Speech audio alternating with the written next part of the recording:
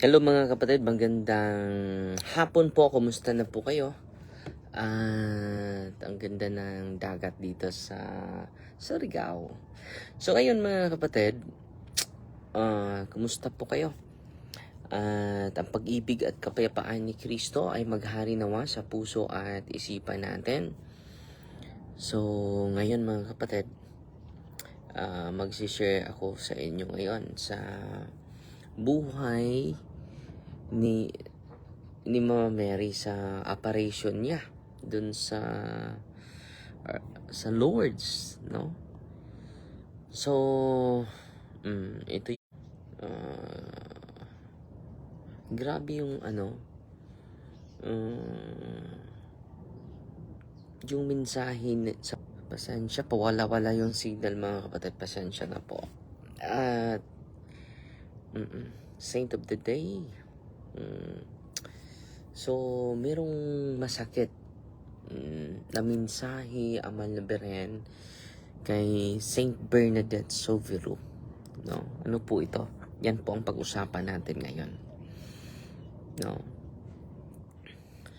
Ito yung mga conversation nila sa Mahal na Birhen nung nagpakita ang Mahal na Birhen sa dalagita na pangalan niya is Bernadita Soberu, no, Our Lady of Lourdes sa 1858. Ito yung mga recorded na apparition sa Lourdes, yung dialogue nila. At ito po yung mga church-approved accounts. Hindi po ito sabi-sabi mga kapatid. Sa unang apparition sa Mahal na Birhen, February 11 po. So, ngayon, February 11 po ngayon.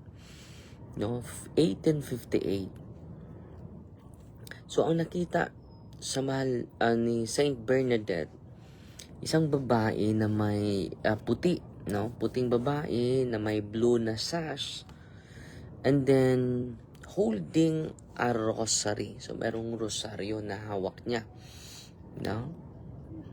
Bernadette prayed the rosary. The lady silently joined her, moving the beads. So, sa unang pagpakita sa Mahal na Birhen, no long conversation. Wala, hindi katulad ng mga pasukan ng mga espiritu.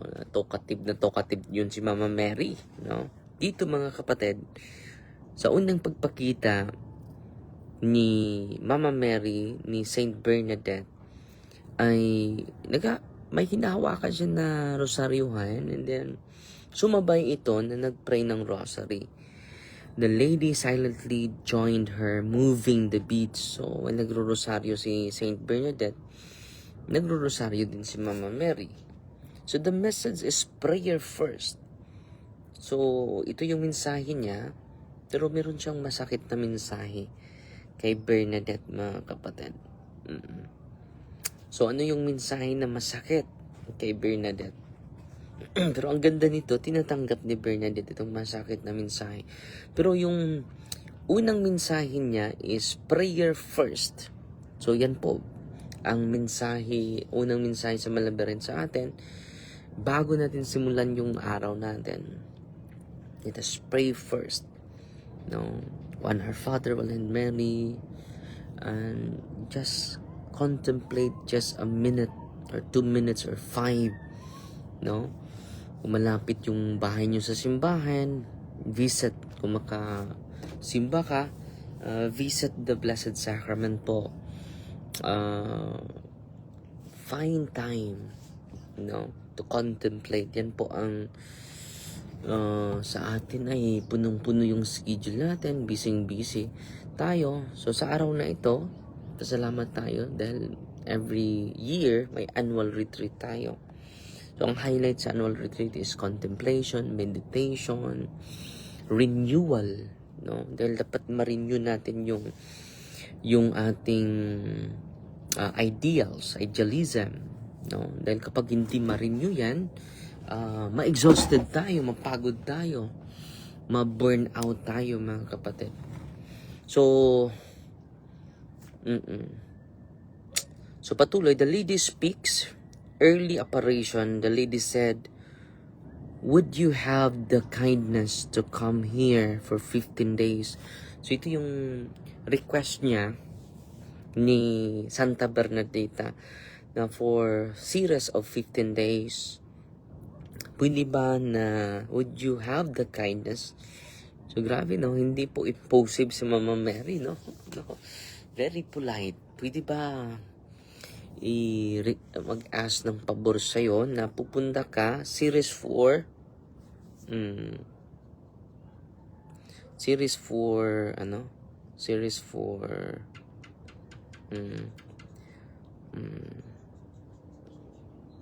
series 4 na magkita sila dun sa lugar sa grotto. And Bernadette agreed, no? Invitation po 'yun, no? Hindi po 'yun impulsive, hindi po 'yun ang Malaberhen is hindi dominante, hindi agresibo, no? He keeps on inviting Bernadette. Then the lady added, ito po yung masakit. Ito po yung masakit. Dahil si Bernadette pala ay may sakit, no? Simula bata pa siya. Chronic asthma, no? Payat na siya. Hindi makatulog ng maayos, hindi makalakad ng maayos, no? So, yun po yung sakit niya. Pero ito yung masakit na mensahe niya kay Saint Bernadette.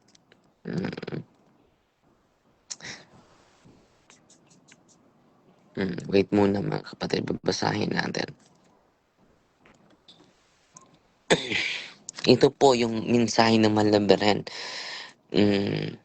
I do not promise to make you happy in this world, but in the next. Malinaw na malinaw ha. I do not promise to make you happy in this world, but in the next. So dito mga kapatid, makikita natin, di ba? Kapag magpakita ang Malaberhen at may i-ask na pabor, no? Hihingi din tayo ng pabor, no? Okay lang, magkita tayo 15 times, Mama Mary, pero pagalingin mo muna ako.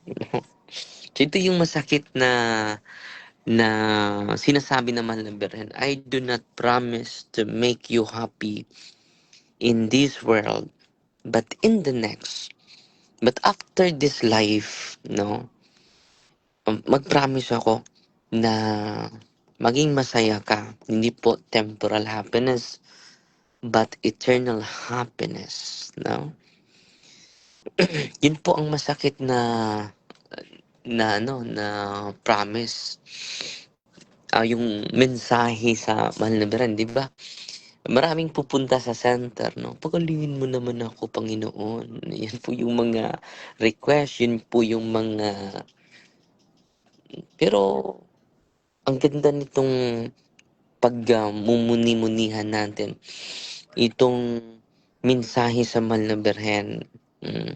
I do not promise to make you happy in this world, but only in the next, no?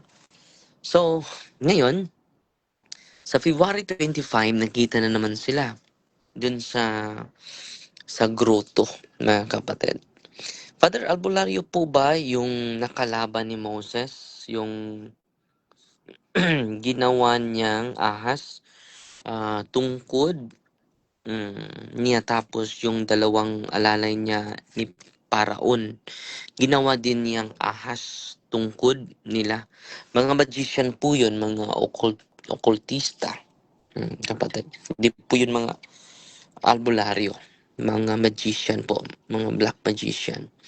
So ito po, the spring, February 25, 1858, the lady told Bernadette, go and drink at the spring and wash yourself there. At first, there was no visible water. Sa ilalim ng grotto, mga kapatid, wala pang tubig doon. Pero ngayon, grabe, wala nang tigil sa pagdalo yung spring, mga kapatid. So, nang ginagawa ni Bernadette, dahil walang tubig eh. So, Bernadette dug in the mud until a spring flowed. So, naghukay siya. Hinukay niya. And then, milagro, may may spring na lumabas, no? May tubig na umaagos. So grace often begins hidden and misunderstood. Maraming mga nag-persecute sa panahon ni Bernadette, no? At pinipersecute siya, pati yung simbahan. Question siya, pero patuloy pa rin siya dahil nakikita naman niya yung si Mama Mary, no? So yung kanyang mensahe din sa Malabirhen, hindi na natin isa-isa dahil wala naman siyang maraming mensahe, no? Nag-ano lang siya, nag-re-echo lang siya sa mensahe ng kanyang anak. Hindi po ito bago. Yung mga mensahe niya ay just a re-echo of the message of her son. Mm-mm. So the lady instructed the call to repentance, penance, penance, penance. Inuulit niyo, no? So ito yung mensahe niya sa atin, penance, penance, sacrifice, sacrifice, sacrifice. Pray to God for sinners. Ano yung mensahe niya? Ipagdasal natin ang ating simbahan. Ipagdasal natin ang bawat isa. Dahil bawat isa sa atin ay makasalanan, di ba? This was the central moral message of Lourdes. Penance, penance, penance. Pray for sinners.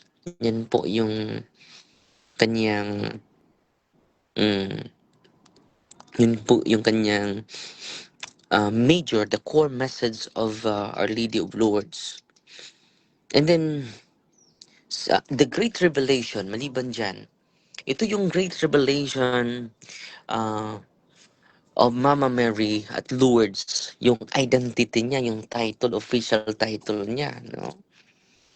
Ito po yung Great Revelation, March 25, na, di ba? Yung March 25 is incarnation, yung pagka pagkasilang ni Kristo sa the conception of Jesus in the womb of Mama Mary.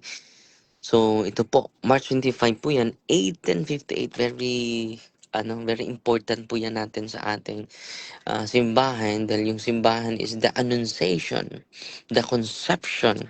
Sa araw na ito, isinisilang na-conceive si Kristo sa womb of Mama Mary. No? March 25. Ano yung great revelation sa araw na ito? After repeated requests from the parish priest asking the lady's name, she finally declared in the local dialect. So, sinabihan ni sa pari si Bernadette, tanungin mo sino yung pangalan niya? Ito yung local dialect nila. Quesue era Immaculada Concepcion, no? I am the Immaculate Conception.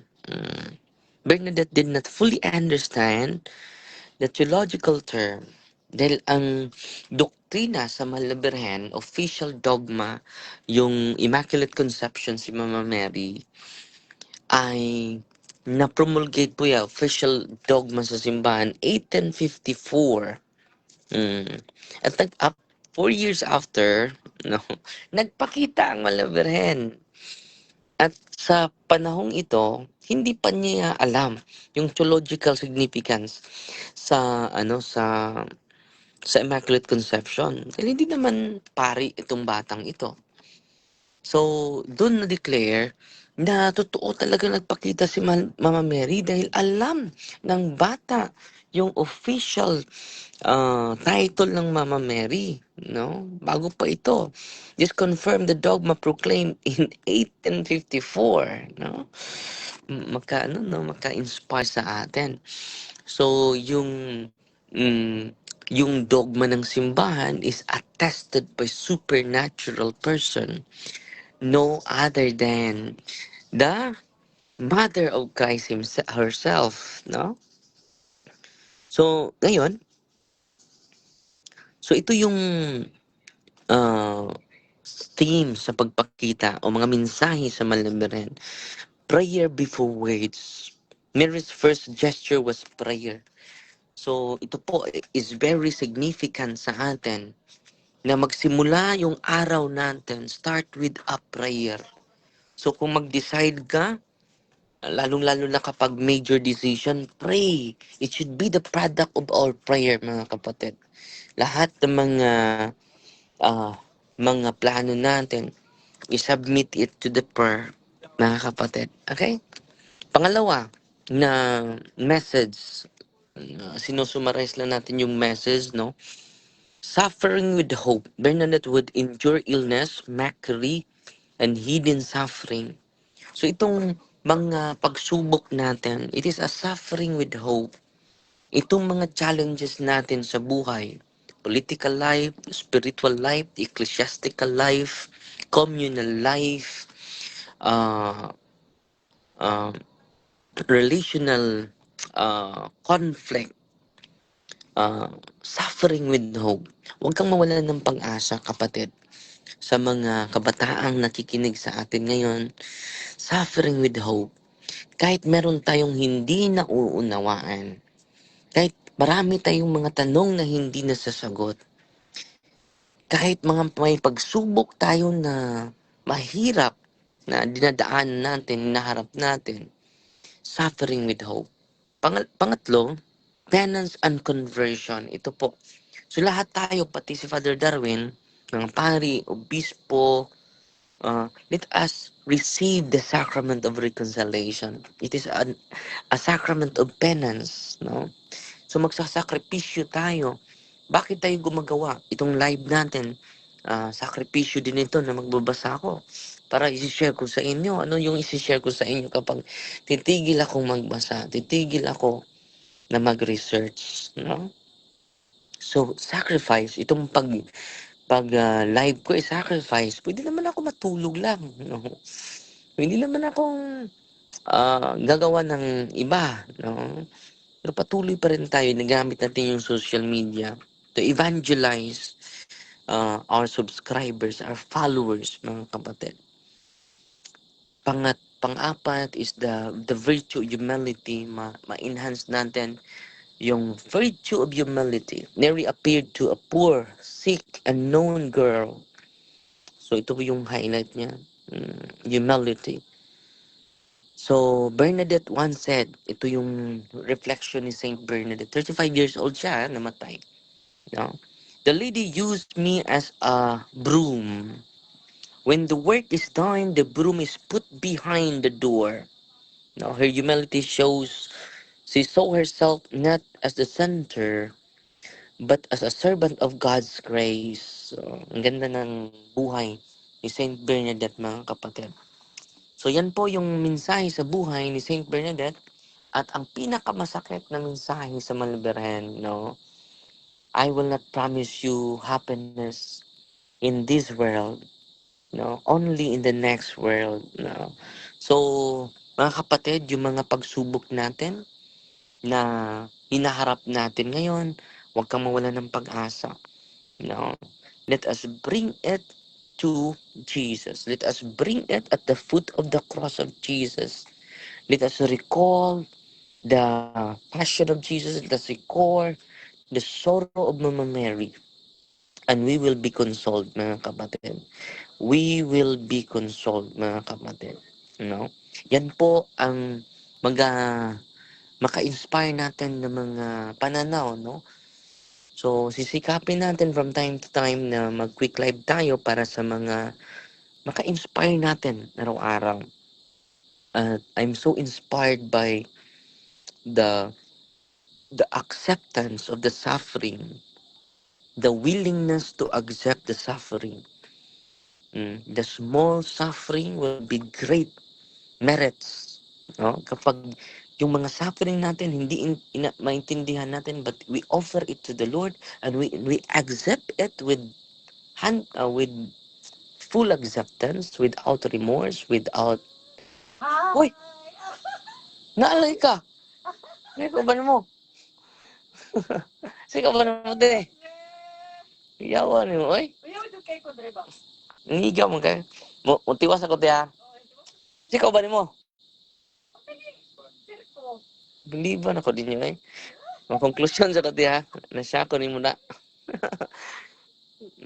So, ngayon, mga kapatid, yun po.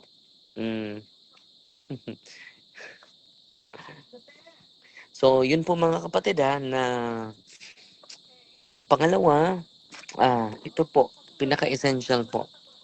Okay, pinaka-essential ngayon sa homily ko kanina mga kapatid.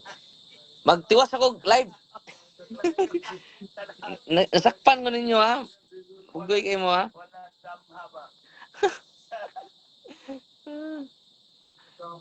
Conclusion sa kuya ha.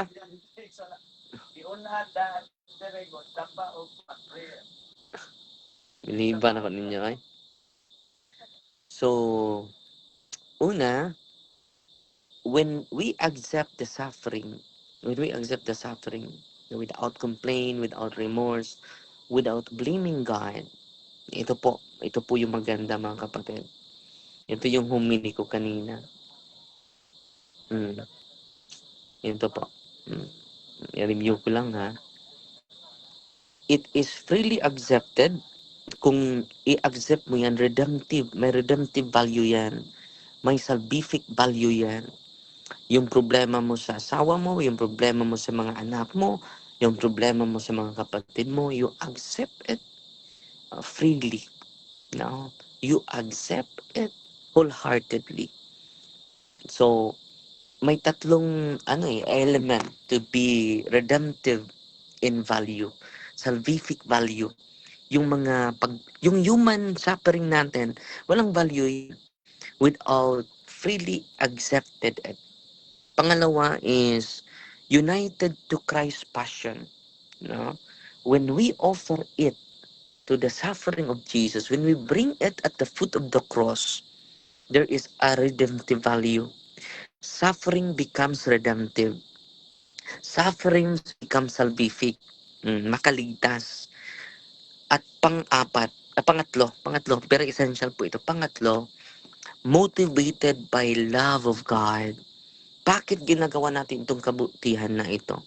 Despite of persecution, despite of rejection, despite of misunderstanding, because we are motivated by love, of God. Pain alone has no salvific value. Yung suffering, human pain natin, there's no salvific value. No? Love gives suffering its eternal merits. No? Suffering united with love increases our capacity for glory. Okay? So yan po, mga kapatid asa na po? May kakilala ako nandito. Bigla lang dumating si Ate Joy. Uh, at si Kuya, So, salamat po sa mga star senders natin ngayon. Si Maria Marlene Cornopio, 100 stars. Si Marcelina Galocanta Earth, 100 stars. At si Janing. Regards mo ako ni Honey, Janing. No? Salamat, Father, sa lahat ng sakripisyo mo, Father D. Si Dens Tabaran sa Aboler. No? So, yan lang po muna. Fighting Maria Tatak FD with a humble heart. In the name of the Father, and of the Son, and of the Holy Spirit. Amen. Our Father, what in heaven, hallowed be the name, the kingdom come, the will be done on earth as it is in heaven.